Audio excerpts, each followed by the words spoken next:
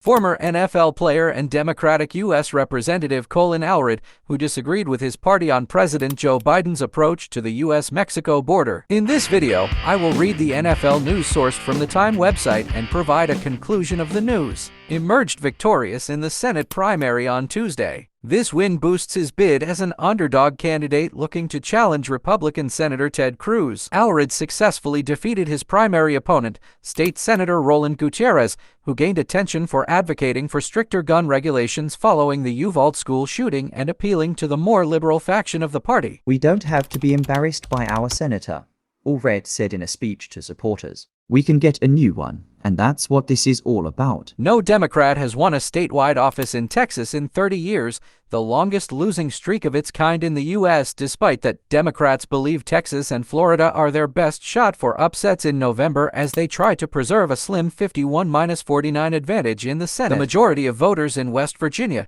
including Senator Joe Manchin, who is not running for re-election, are expected to see his seat shift to the Republican Party. Cruz, who faced no major primary opponent, officially locked up the GOP nomination for a third term Tuesday. "I look forward to continuing to meet Texans in every corner of this state as we work together to ensure that we keep Texas, Texas," Cruz said in a statement. Allred promised to work to protect a woman's right to have an abortion so that folks like Ted Cruz can't force women to flee their own state to get the health care that they need. Allred, who would become Texas' first black senator if elected, has raised more than $21 million since getting into the race. That's significantly more than his primary challengers, whom the civil rights lawyer has largely ignored during the primary while keeping his attacks focused on Cruz. Cruz is running for election for the first time since his controversial trip to Mexico in 2021 during a devastating winter storm that caused widespread power outages and damage to the state's power grid and utilities. Cruz later said the family vacation was obviously a mistake.